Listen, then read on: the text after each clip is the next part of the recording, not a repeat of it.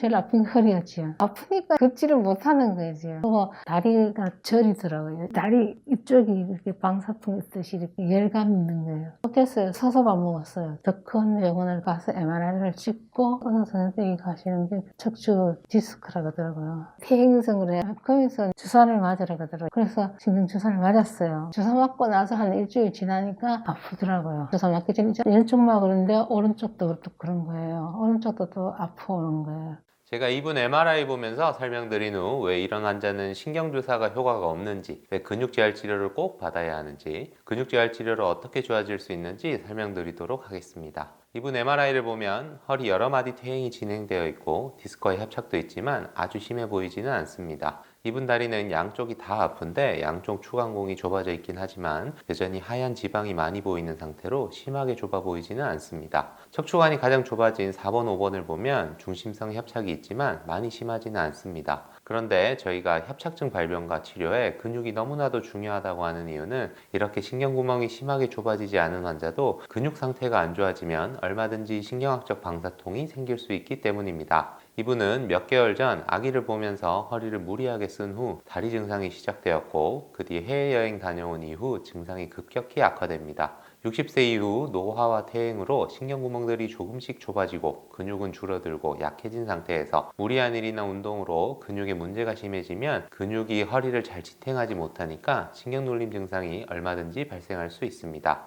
그런데 심해 보이지 않는 협착도 이 환자분처럼 일단 방사통이 생기고 신경주사가 듣지 않으면 수술하자는 얘기를 듣게 됩니다. 저희가 계속 반복해서 얘기하지만 협착증 증상이 생기고 악화되는 이유는 신경구멍이 노화로 좁아져서만 그런 게 아닙니다. 나이가 들면서 반드시 근육도 동시에 나빠지기 때문에 협착증이 생기는 겁니다. 신경구멍이 좁아져 있는 상태에서 근육은 줄어들고 망가지면서 허리를 잘 지지하지 못하니까 신경이 눌리는 것입니다. 그러니까 협착증이 주로 60세 이후 나이 든 사람들한테 생기는 것입니다. 그런데도 아직도 많은 분들이 근육의 중요성을 모르고 신경치료만 하고 있습니다. 하지만 근육과 신경은 떼놓고 생각할 수가 없습니다. 근육이 나빠지면 신경 눌림이 심해져서 협착증 증상이 더 악화되고 또 신경이 많이 눌릴수록 근육도 더 빨리 나빠집니다. 반대로 근육이 좋아지면 신경 눌림이 줄어들고 협착증이 좋아집니다. 신경이 눌린다고 하니까 신경 눌림을 풀어주는 수술만 생각을 하시는 분들이 많은데 근육이 좋아져서 허리를 잘 지지해주면 신경이 덜 눌립니다. 그래서 저희는 근육을 좋게 만들기 위해 협착증의 근육재활 치료를 하고 있는 겁니다.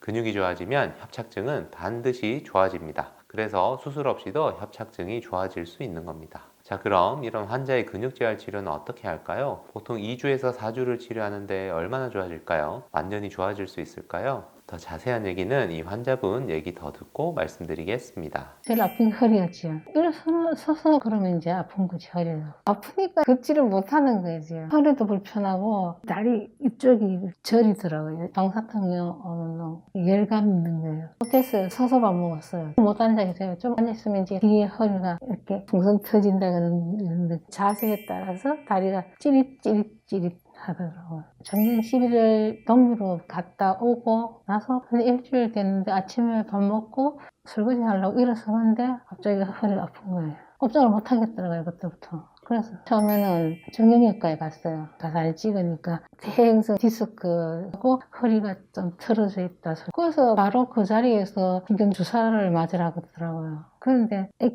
더 큰 병원을 가보자. 그래서 그 가서 MRI를 찍고 의사 선생님이 가시는 게 결국은 척추 디스크라고 하더라고요. 퇴행성으로 해요. 거기서 얘기하시는 게 주사를 맞으라고 하더라고요. 그래서 신경주사를 맞았어요. 맞고 건중기관지하고 소염제 일주일을 먹었어요. 주사 맞고 나서 한 일주일 지나니까 아프더라고요. 이쪽은 주사 맞기 전에 이쪽 안 아팠는데 이쪽도 안 좋더라고요. 집에 와서 왼쪽만 그런데 오른쪽도 또 그런 거예요. 오른쪽도 또 아프오는 거예요. 증상이. 상황이 이렇다고 얘기를 하니까 또 주사를 맞으라 그런 거예요. 신경주사도 많이 맞으면 안 좋다 소리 하잖아요. 그래서 저는 그거는 안 하겠고 약을 달라고 했죠. 그러니까 약을 더 세게 주더라고요.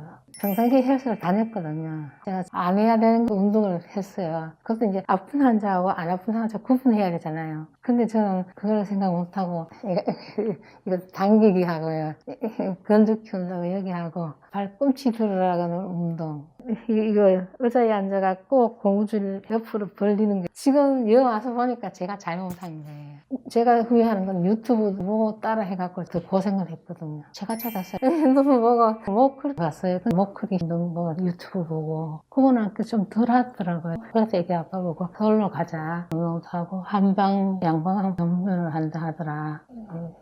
네, 목걸이에 오게 된 거예요. 처음에는 저도 불안하지 모르니까 처음에 되게 불안했어요. 이분 말씀 잘 들으셨습니까? 근육이 좋아지면 협착증은 반드시 좋아지게 되어 있습니다. 그래서 운동도 하고 근육재활 치료도 하는 건데요. 그럼 이 환자분의 근육을 좋게 만드는 근육재활 치료는 어떻게 할까요? 저희는 근육을 좋게 만들기 위해 한방, 양방을 통틀어 근육에 관련된 할 수 있는 거의 모든 치료를 다 합니다. 침, 약침, 봉침, 이완추나 근육의 피로를 풀어주는 한약, 도수치료, 물리치료, 운동치료까지 여러분이 일상적으로 받고 계신 치료가 대부분 다 근육을 치료하는 겁니다. 그런데 협착증이란 건 최소 5년에서 길게는 10년, 20년 이렇게 오랫동안 근육이 줄어들고 약해지고 문제가 생기면서 발생하는 것이기 때문에 근육치료를 통원치료로 왔다 갔다 하면서 몇 번 받는다고 해서 이런 오래된 근육 문제가 바로 해결되는 것이 쉽지 않습니다. 게다가 근육재활 치료 받으면서 직장 가서 일하고 집에 가서 일하면서 무리하면 회복될 가능성이 더 떨어지겠죠. 그래서 저희는 환자를 입원시켜 놓고 하루에도 4-5번 허리 주변 근육을 치료하고 쉬고 치료하고 쉬고 치료하고 쉬고를 2주에서 4주 정도 반복합니다. 이런 집중적이고 반복적인 협착증 근육재활 치료를 우리는 모커리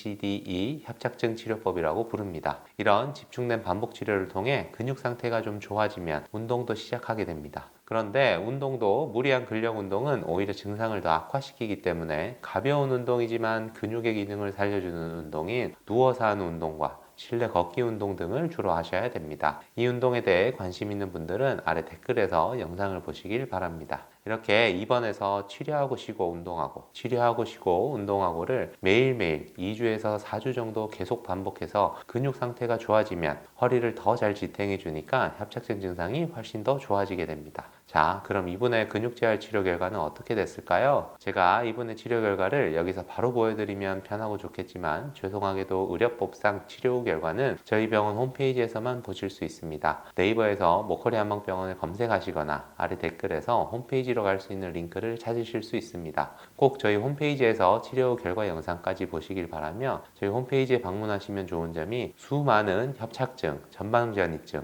허리디스크, 목디스크, 목협착증, 척추 수술 후 통증 등의 치료 후기를 보실 수 있습니다. 불편하시더라도 꼭 저희 홈페이지 방문하셔서 꼭 치료 후 결과를 보시길 바랍니다. 만일 홈페이지 방문이 어려우시다면 오른쪽 상단에 상담 핸드폰 전화로 협착증 치료 후기라고 문자 주시면 치료 결과를 핸드폰에서 편하게 보실 수 있도록 링크를 보내드리겠습니다. 감사합니다.